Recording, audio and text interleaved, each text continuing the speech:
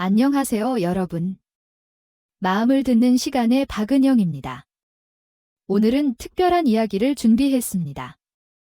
한 통의 긴 편지가 저희 프로그램으로 도착했는데요.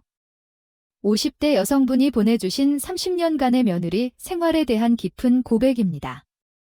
여러분도 한 번쯤은 고민해 보셨을 겁니다.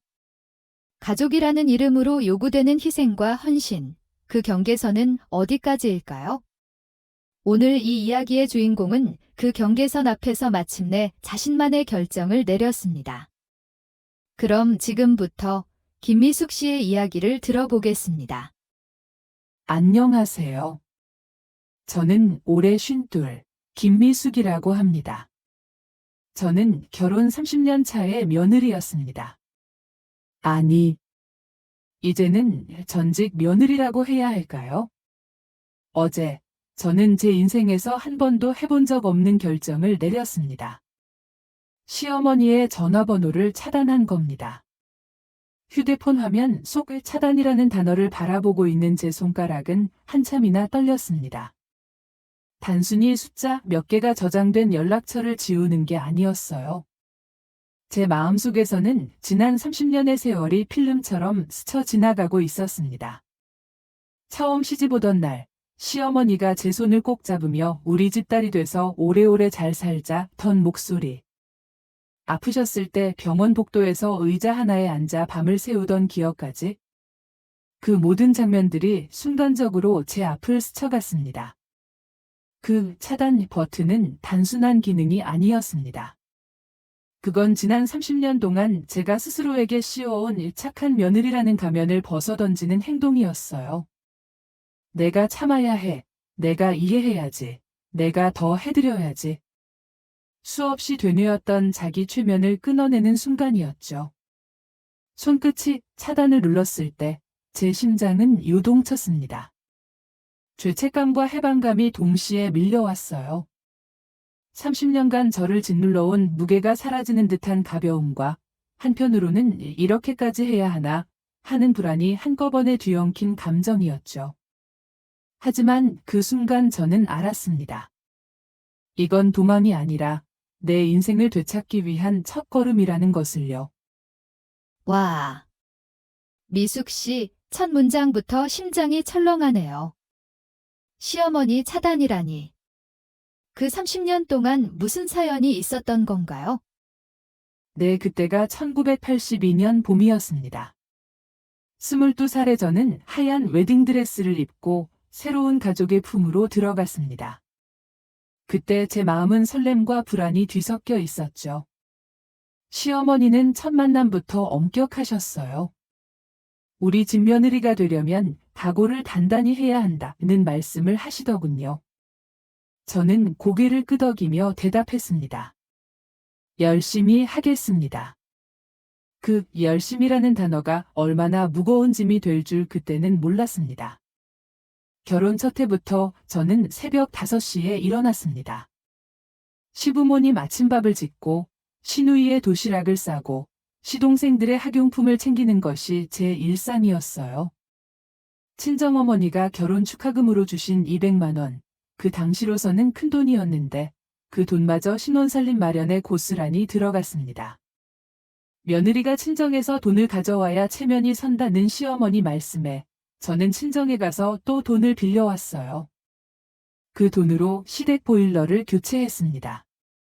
친정어머니가 너가 고생할까 봐 걱정된다 고 하시던 그 걱정스러운 눈빛을 지금도 기억합니다. 결혼 3년 차, 남편과 함께 작은 분식집을 차렸습니다. 제가 모은 돈 500만 원과 친정에서 빌린 1000만 원을 미천으로 시작한 장사였어요. 그 분식집에서 저는 하루에 16시간씩 일했습니다. 새벽 6시에 나가서 밤 10시에 집으로 돌아오는 게 일상이었죠. 장마철이면 천막이 찢어져서 비가 새었어요. 손님들은 우산을 쓰고 라면을 먹고 저는 물걸레로 바닥을 닦으면서도 미소를 잃지 않으려 애썼습니다.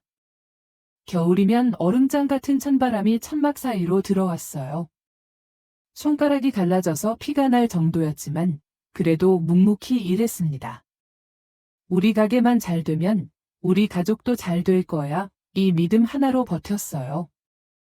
남편도 열심히 했지만 사실 가게 운영의 실질적인 책임은 제가 졌습니다.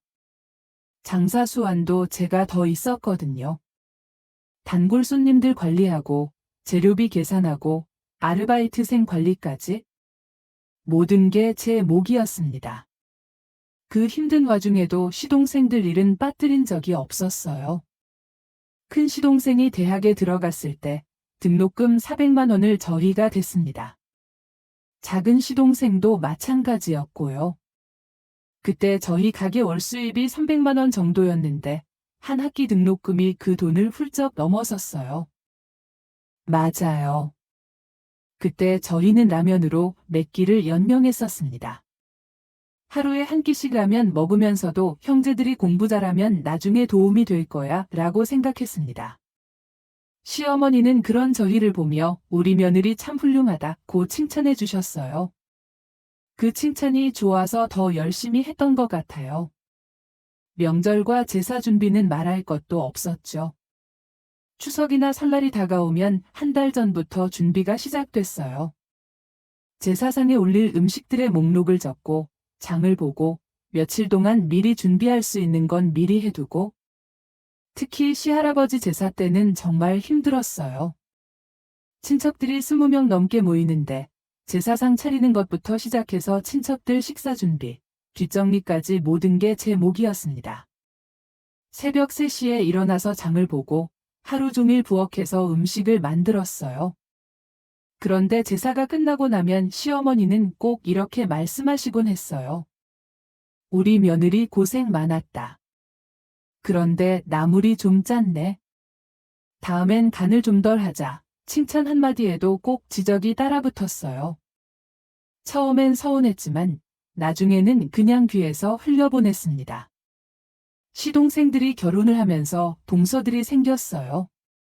첫째 동서가 생겼을 때의 충격을 지금도 잊을 수 없습니다. 그 동서는 명절에 와서 저는 음식을 못해요 라고 당당하게 말하고는 거실에 앉아서 텔레비전을 봤어요. 시어머니는 아이고 아직 어리니까 그러려니 해야지 라고 하시면서 오히려 더 챙겨주시더군요. 둘째 동서도 마찬가지였어요. 명절날 아침 늦게 와서 어머니 안녕하세요 인사 한번 하고는 화장실부터 들어가더니 한참 뒤에 나와서 차 한 잔 주세요 라고 하더라고요. 저는 그 순간 무릎이 아파서 꿇은 채로 부추를 다듬고 있었는데 말이에요. 시어머니의 차별은 점점 노골적이 되었습니다. 동서들이 오면 아이고 멀리서 오느라 고생했다. 우리 며느리들 예쁘게 생겼네. 아이는 건강하지. 이런 따뜻한 말씀들을 쏟아내셨어요. 그런데 저한테는 늘 이건 왜 이렇게 했어? 저건 빠뜨렸네. 다음엔 더 신경 써라. 이런 지적만 있었죠. 가장 가슴 아팠던 건 명절 선물을 받을 때였어요. 동서들은 어머니, 이거 드세요 라고 선물을 드리면 시어머니가 아이고, 이런 걸 언제 준비했니? 고맙다 하시면서 정말 기뻐하셨어요. 저는 매번 시어머니가 좋아하실 만한 걸 며칠 동안 고민해서 준비해서 드렸는데, 그래, 고맙다 한마디 끝이었어요. 결혼 10년 차 즈음이었을까요? 저는 남편에게 말했어요. 여보, 나도 좀 쉬고 싶어. 명절 때 다른 동서들처럼 손님으로 가면 안 될까? 남편은 난색을 표했어요. 엄마가 좋아하지 않으실 거야? 너는 큰 며느리잖아. 큰 며느리. 그 말이 저를 얼마나 올감했는지 몰라요. 큰 며느리라는 이유로 모든 책임과 의무를 져야 했고 그 대가로 받은 건 당연하다는 시선뿐이었어요. 그 시절 마음이 어떠셨을까요? 솔직히 말하면 그땐 불만이 있어도 참는 게 당연하다고 생각했어요. 주변 사람들도 다들 그렇게 살았거든요. 며느리가 그런 거지 뭐. 시어머니 모시는 게 며느리 도리다. 이런 말들을 워낙 많이 들어서 제 감정을 의심하게 됐어요. 내가 너무 이기적인 걸까? 다른 며느리들도 다 이렇게 사는데 나만 힘들어하는 걸까? 이런 생각들 말이에요. 하지만 정말 마음이 무너진 건 시부모님이 편찮으셨을 때였어요.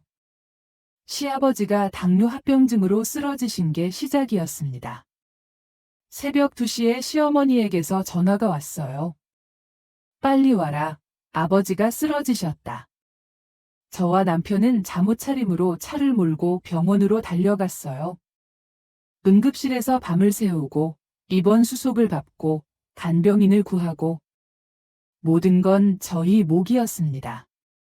시동생들에게도 연락했지만 큰 시동생은 중요한 프레젠테이션이 있다고 했고 작은 시동생은 아이가 아프다고 했어요.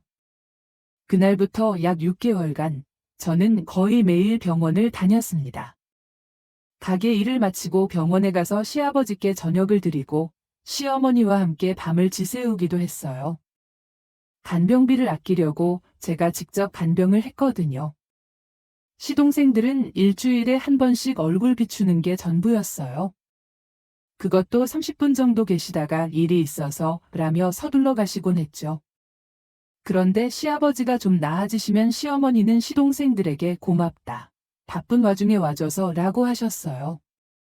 저한테는 당연한 일 했으면서 뭘 일하는 시기였고요. 그 와중에도 가게는 돌려야 했고 시동생들 뒷바라지도 계속되었습니다.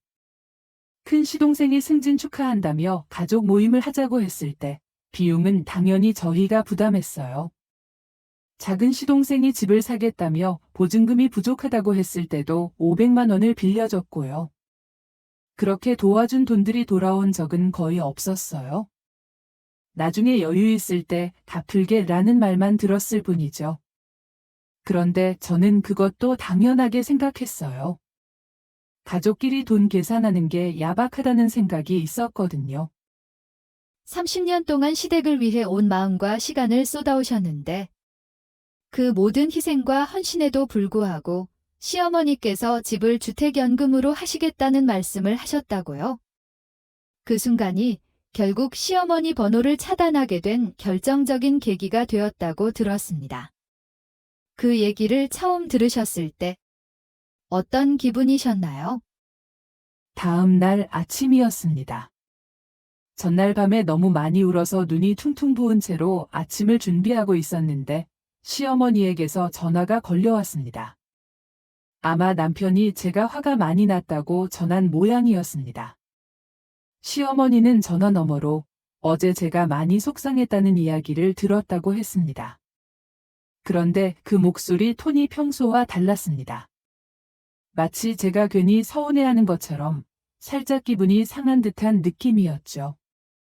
저는 솔직히 많이 놀랐다고 말씀드렸습니다. 왜 그렇게 중요한 일을 미리 얘기해주지 않으셨냐고도 했습니다. 하지만 시어머니의 대답은 제 예상과 전혀 달랐습니다. 그게 뭐 그리 중요한 일이냐. 어차피 내 집인데 내가 어떻게 하든 내 자유 아니냐는 것이었죠. 그 순간 또 한 번 속에서 화가 치밀어 올랐지만 예의를 지키려 애썼습니다.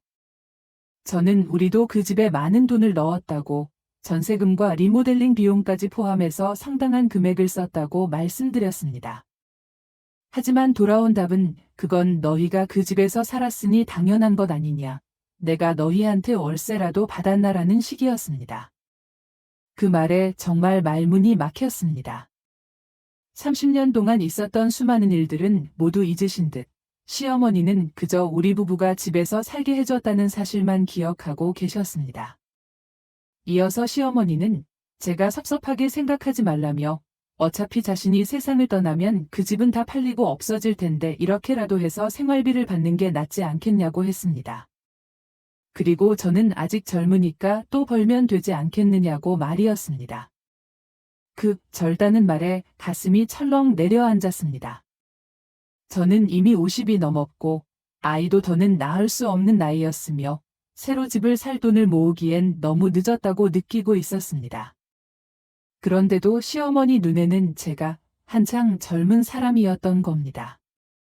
시어머니는 또 70이 넘은 나이에 시동생들에게 손 벌리고 살 수는 없어서 이렇게라도 자립하는 게 낫다고 했습니다. 하지만 그 자립이라는 것이 결국 제 돈과 제 희생 위에서 이루어지는 자립이라는 걸 아시는지 모르겠습니다. 마지막으로는 연금을 받게 되면 가끔 맛있는 것도 사줄 테니 자주 놀러 오고 심심하니 데리고 다니라는 말씀까지 하셨습니다.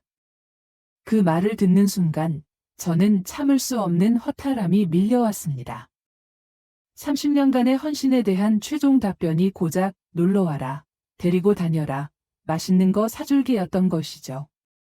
저는 그 순간 그동안 마음속에 쌓여있던 억눌린 감정을 모두 꺼냈습니다.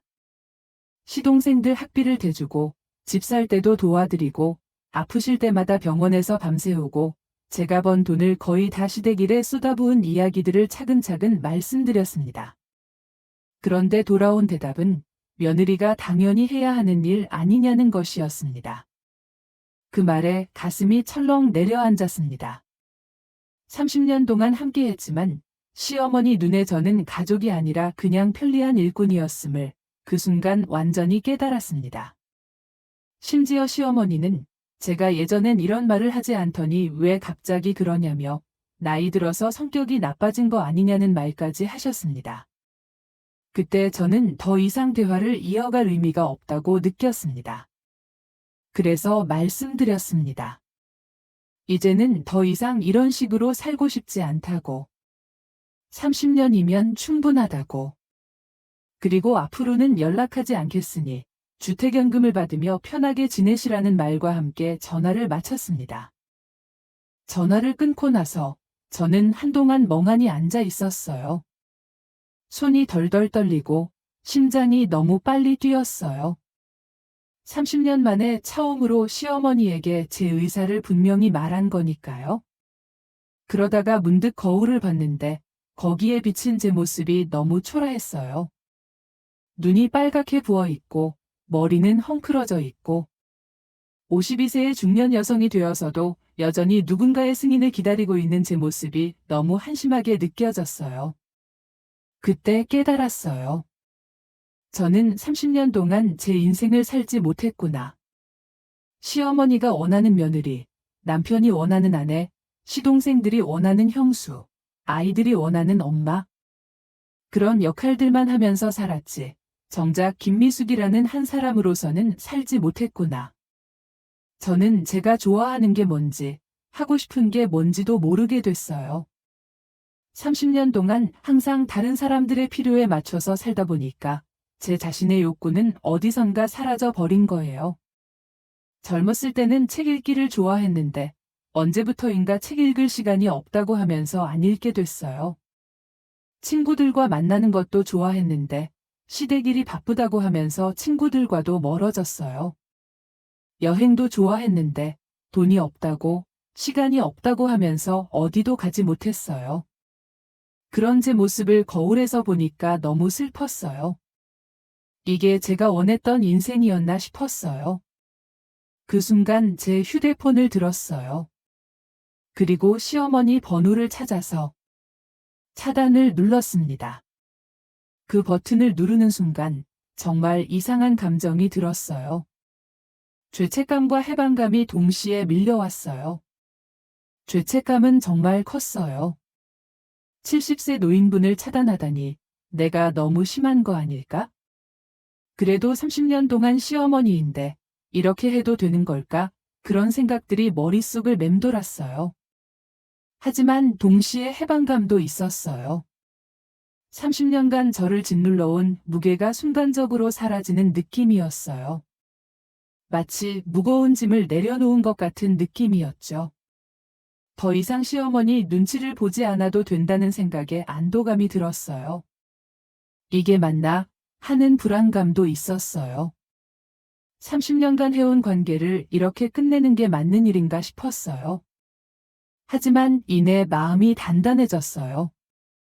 이건 도망이 아니라 제 자신을 지키는 선택이었으니까요. 다른 사람들이 어떻게 생각할지도 걱정됐어요. 며느리가 시어머니를 차단하다니 폐륜이다라고 말할 사람들도 있을 거라고 생각했어요. 하지만 그런 사람들은 제가 30년간 어떻게 살았는지 모르잖아요. 제가 얼마나 참고 노력했는지도 모르고요. 그날부터 정말 이상했어요. 휴대폰을 볼 때마다 시어머니에게서 전화가 올까봐 조마조마했는데 차단했으니까 전화가 올 일도 없더라고요. 그런데 그게 오히려 더 편했어요. 그 이후로 제 일상이 조금씩 달라지기 시작했어요. 명절 준비를 안 해도 되니까 시간이 생겼고, 시댁일로 스트레스 받을 일도 없어졌어요. 처음에는 허전했지만 점차 제 자신만을 위한 시간들을 갖게 됐어요. 오랫동안 미뤄뒀던 독서도 다시 시작했고, 친구들과의 모임에도 참석할 수 있게 됐어요. 30년 만에 처음으로 제 의지로 시간을 선택할 수 있게 된 거예요. 주말에 시댁에 가지 않으니까 갑자기 이틀이 온전히 제 것이 된 거죠. 토요일 오후에는 동네 도서관에 가서 좋아하는 소설을 읽었고, 일요일에는 오랜 친구와 카페에서 수다를 떨 수 있었어요. 그동안 잊고 지냈던 제 취미도 하나씩 되찾아갔어요. 젊었을 때 좋아했던 서예도 다시 시작했고, 요가 강습도 등록했어요. 시장에 장을 보러 갈 때도 마음이 달랐어요. 시어머니 입맛에 맞춰서 장을 보는 게 아니라 제가 먹고 싶은 음식, 남편과 아이가 좋아하는 음식을 골라서 사는 거죠. 남편은 처음에 그래도 어머니인데 라고 말했지만 제가 단호하게 선을 그었어요. 당신 어머니지. 내 어머니는 아니야. 나는 30년 동안 충분히 했어. 이제는 내 인생을 살고 싶어. 남편도 처음에는 당황했지만 시간이 지나면서 이해하기 시작했어요. 제가 예전보다 밝아졌다는 걸 느꼈거든요. 집안 분위기도 훨씬 평온해졌고요. 아이들도 엄마가 요즘 많이 웃는다고 말해요. 그 결정을 내린 후 후회는 없으셨나요? 솔직히 말하면 처음 며칠은 마음이 참 복잡했어요. 낮에는 괜찮다가도 밤에 불을 끄고 누우면 온갖 생각이 몰려왔죠. 내가 너무 매정한 건 아닐까? 아무리 서운해도 나이 드신 분한테 이렇게까지 해야 하나? 그 생각들이 파도처럼 밀려왔어요. 특히 70세 노인을, 그것도 남편의 어머니를 제 손으로 차단했다는 사실이 한동안은 마음 한구석을 무겁게 눌렀습니다. 그래서 몇 번이나 휴대폰을 열어 차단 해제 버튼을 바라보기도 했어요. 손가락이 버튼 위에서 맴돌다가 다시 화면을 껐습니다. 그때마다 제 안에서 두 개의 목소리가 싸웠어요. 하나는 그래도 가족인데 라는 오랜 세월 저를 붙잡아왔던 의무감이었고, 다른 하나는 너 이제 좀 살아도 되라는 작지만 단단한 제 목소리였습니다. 그런데 시간이 지날수록 그 단단한 목소리가 점점 커지기 시작했어요. 이게 맞는 선택이었다는 확신이요. 30년 동안 저는 제 감정을 억누르며 살았습니다. 제가 아파도 시어머니 수발이 먼저였고, 제가 피곤해도 시댁일이 우선이었죠. 친구들과의 약속은 수없이 취소했고, 하고 싶은 일들은 나중에 하자 하다가 결국 흐지부지 사라졌습니다. 그런데 이제 돌아보면 그게 제 인생을 갉아먹고 있었다는 걸 알게 됐습니다. 그 결과가 뭐였나요? 아무것도 인정받지 못하고 오히려 당연한 일 했다며 폄하당했잖아요. 30년을 헌신했는데 돌아온 건 그까짓 것도 못해 라는 말이었어요. 그 한마디가 제 가슴을 갈라놓았습니다. 그날 깨달았죠. 아무리 잘해도 아무리 희생해도 인정하지 않을 사람은 절대 인정하지 않는다는 거려. 그건 저의 능력이나 마음의 문제가 아니라 그 사람의 시선과 가치관의 문제였던 거예요. 그래서 이제는 제 인생의 주인이 되기로 했습니다. 남은 인생은 저를 위해 살고 싶어요. 내가 원하는 일을 하고 만나고 싶은 사람들을 만나고 가고 싶은 곳에 가고 싶습니다. 누군가의 허락이나 눈치가 아니라 제 마음이 시키는 대로요. 50대 중반이지만 전혀 늦지 않았다고 생각해요. 오히려 지금이 시작이라고 생각합니다. 요즘 제가 자주 하는 말이 있어요. 내 인생은 내가 산다. 단순한 말 같지만 이 말을 내 입으로 소리내어 말할 때마다 기운이 나요. 거울을 보면서, 길을 걸으면서, 심지어 설거지를 하면서도 중얼거립니다. 처음에는 쑥스럽고 어색했는데 이제는 이 말이 저를 지탱하는 기둥이 됐습니다. 후회요. 정말 없습니다. 오히려 왜 이렇게 늦게 결심했을까 하는 아쉬움이 남을 정도예요. 이제 저는 더 이상 누군가의 기대를 채우기 위해 사는 사람이 아닙니다.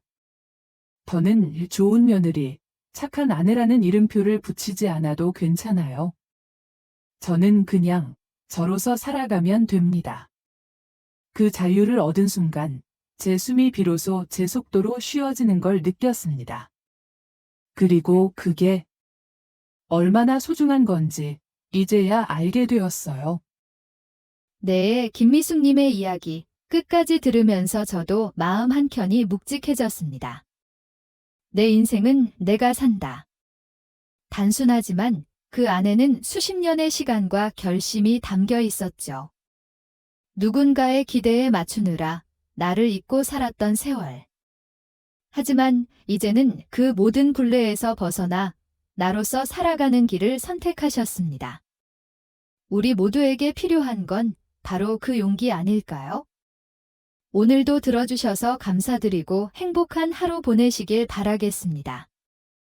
지금까지 마음을 듣는 시간의 박은영이었습니다. 감사합니다.